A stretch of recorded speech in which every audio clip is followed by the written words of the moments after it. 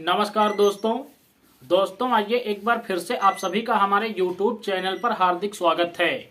दोस्तों 29 अक्टूबर को बसपा प्रमुख मायावती जी ने लखनऊ के अंदर मुस्लिम समाज की एक भाईचारा बैठक बुलाई। आपको बताता चलूं, इस बैठक के दौरान मायावती जी ने उत्तर प्रदेश के दलित और मुस्लिमों को एक खासा संदेश दिया कि अगर आप वास्तव में यूपी को भाजपा मुक्त देखना चाहते हैं तो आपको यूपी के अंदर दलित और मुस्लिम समाज का गठजोड़ तैयार करना होगा। इसके लिए बसपा प्रमुख मायावती जी ने 2017, 2019, 2022 और 2024 के चुनावों का भी जिक्र किया। उन्होंने कहा कि पिछले चुनावों में मुस्लिम समाज के लोगों ने तन मन और धन से लगभग पूरी ताकत समाजवादी पार्टी और कांग्रेस के पीछे लगा दी, लेकिन समाजवादी पार्टी भाजपा को हराने में असफल रही। उन्होंने यहां तक मुस्लिम समाज को एक संदेश भेजा कि अगर आज यूपी में भारतीय जनता पार्टी सत्ता में है तो इसकी वजह भी कहीं ना कहीं समाजवादी पार्टी ही है। दोस्तों आपको बताता चलूं, आज की बैठक में बसपा प्रमुख मायावती जी ने ज्यादा कोई शोर शराबा नहीं किया और ना ही भविष्य के लिए मुस्लिम समाज के लोगों को कोई लोक लुभावने वायदे दिखाएं, बल्कि अपनी बैठक के बाद मायावती जी ने एक लंबा चौड़ा प्रेस नोट जारी किया। इस प्रेस नोट को मैंने एक नाम दिया है, मायावती का मुस्लिम 100 फार्मूला। आपको बताता चलूं, इस प्रेस नोट में मायावती जी ने उत्तर प्रदेश के अंदर अपने 4 बार की रही सरकार में मुस्लिम समाज के लिए जो काम किया है, उन कामों को 100 बिंदुओं में यूपी की जनता के सामने रखने का प्रयास किया है और कहीं ना कहीं अपने कार्यकर्ताओं को यही नसीहत दी है कि आप जाइए और बसपा के शासनकाल में मुस्लिम समाज के लिए जो काम किए गए हैं आप सिर्फ उन्हें लोगों तक पहुंचाइए। आपको बताता चलूं, मायावती जी ने मुस्लिम समाज के लिए अपनी सरकार रहते हुए जो काम किए, अगर उतना ज्यादा काम आज सपा और कांग्रेस के लोगों ने किया होता तो इसका प्रचार और प्रसार वो लोग ढोल और तमाशों के साथ कर रहे होते हैं।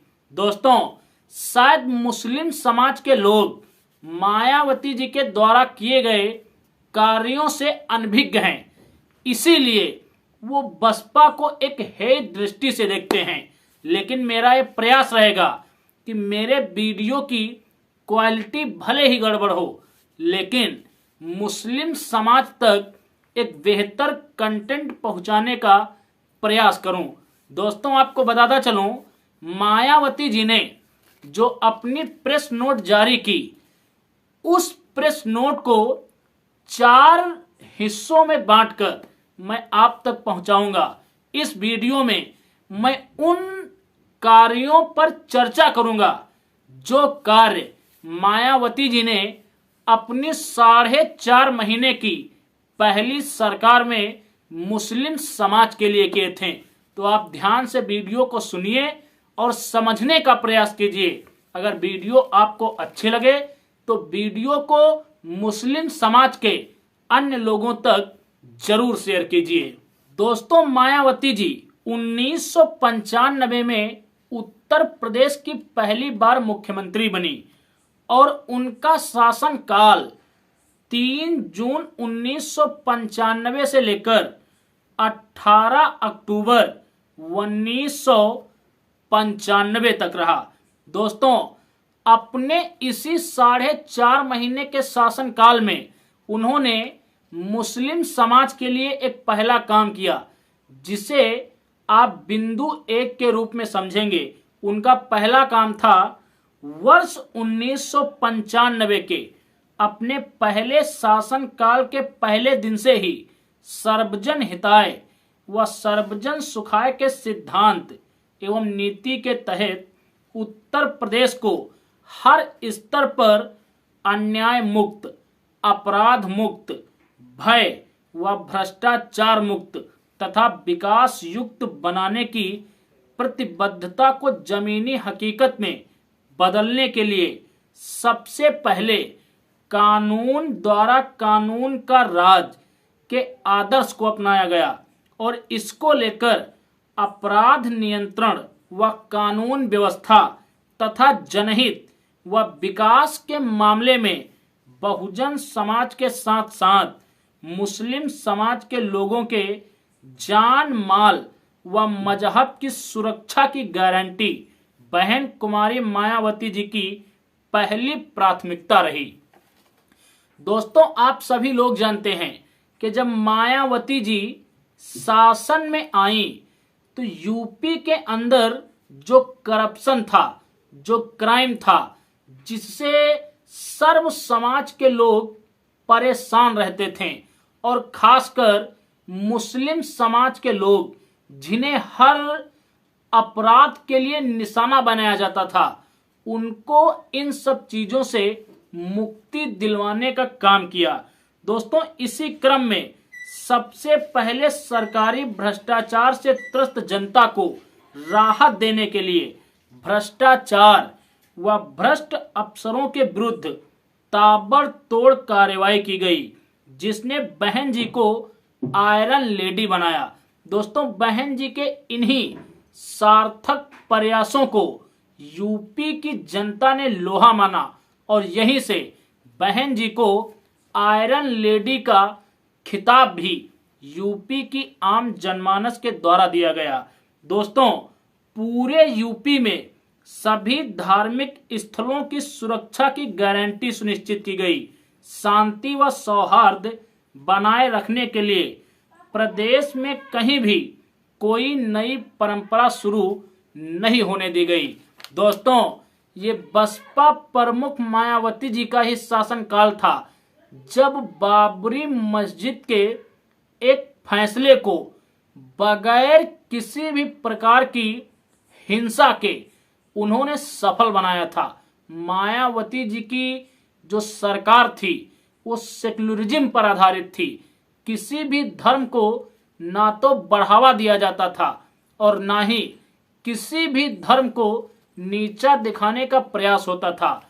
सभी धर्मों के लोग अपने रीति रिवाजों को स्वतंत्रता पूर्वक मना सकते थे, लेकिन मायावती जी के शासन काल में किसी भी नई धार्मिक परंपरा को बढ़ावा नहीं दिया गया। दोस्तों, मायावती जी के पहले शासन काल का जो सबसे बेहतरीन कार्य था वो ये था कि मायावती जी ने यूपी के अंदर सक्रिय दंगाइयों और बदमाशों को जेल की सलाखों के पीछे भेजा। दोस्तों, ये तो अभी तक वो कार्य थे जिनका लाभ मुस्लिम समाज के साथ साथ सर्व समाज के लोग ले रहे थे, लेकिन 3 जून 1995 में पहली बार सत्ता में आते ही मुस्लिम समाज के लोगों की आर्थिक एवं शैक्षिक समस्याओं के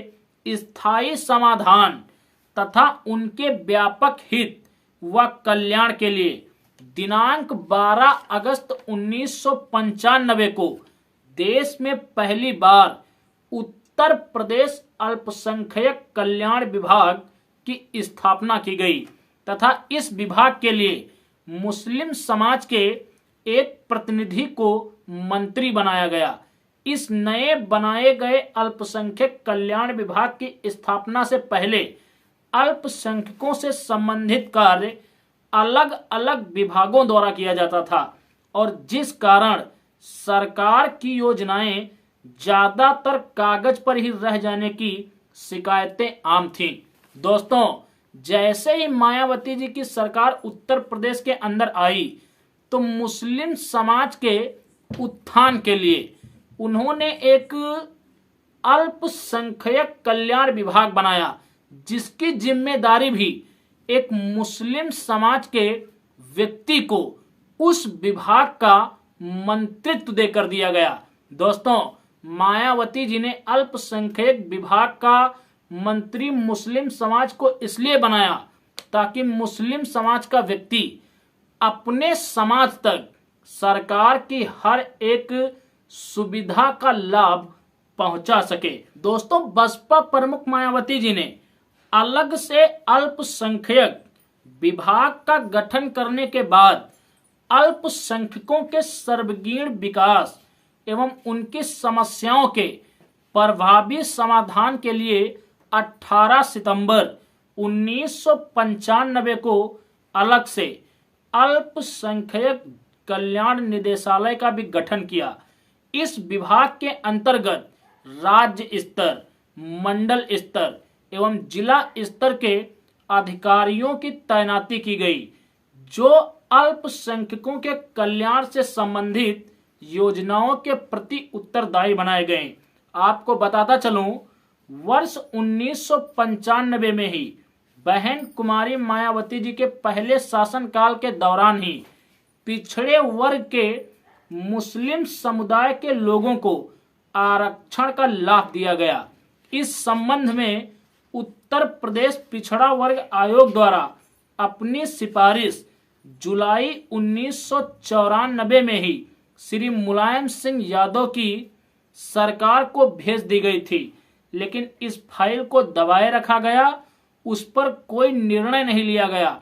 परंतु 3 जून 1995 में बहन जी की सरकार बनते ही दिनांक 5 जुलाई 1995 को स्पष्ट शासनादेश जारी करके पिछड़े वर्ग के मुस्लिम समुदाय के लोगों को जाति प्रमाण पत्र आसानी से उपलब्ध हो सके, इसके लिए ठोस कदम उठाए गए और यहीं से मुस्लिम समाज के लोगों को पिछड़ी जाति का सर्टिफिकेट भी मिलने लगा, जिससे मुस्लिम समाज के लोगों को भी ओबीसी आरक्षण का लाभ सबसे पहले मायावती जी की सरकार में मिलना शुरू हुआ। दोस्तों, ये तो मुस्लिम समाज के हित में किए गए बहन मायावती जी के कार्य थे, लेकिन अब मायावती जी ने मुसलमानों की शिक्षा को लेकर जो काम किया वो शायद ही आज तक किसी सरकार ने किया होगा। आपको बताता चलूं, अपने पहले ही शासन काल में मायावती जी ने मुस्लिम समाज के बच्चों को 8वीं तक के लिए वजीफा देने का भी कानून बनाया। इससे पहले मुस्लिम समाज के बच्चों को 8वीं कक्षा तक किसी भी प्रकार की कोई छात्रवृत्ति नहीं दी जाती थी। दोस्तों, यह शुभ काम भी बसपा प्रमुख मायावती जी ने मुस्लिम समाज के बच्चों के हितों में किया, ताकि उनके बच्चों की भी ललक शिक्षा के प्रति बढ़े। दोस्तों, इसके साथ साथ वर्ष 1995 से 96 में अल्पसंख्यक वित्त एवं विकास निगम के माध्यम से 14,500 व्यक्तियों के आर्थिक तरक्की के लिए पिछले वर्ष की तुलना में 7 गुना अधिक सहायता दी गई। दोस्तों, उत्तर प्रदेश से हज पर जाने वाले हज यात्रियों की संख्या में बढ़ोतरी की गई। वर्ष 1989 के बाद सांप्रदायिक दंगों के नाम पर विभिन्न जिलों में कायम किए गए हजारों गलत मुकदमे वापस भी लिए गए। सुन्नी एवं शिया वक्फ बोर्डों का पंजीकरण नए केंद्रीय कानून के तहत किया गया। दोस्तों, ये थे बसपा प्रमुख मायावती जी के पहले शासन काल के वो कार्य जो मायावती जी ने मुस्लिम समाज के हितों में किया। इनमें 3 काम बहुत ही महत्वपूर्ण थे।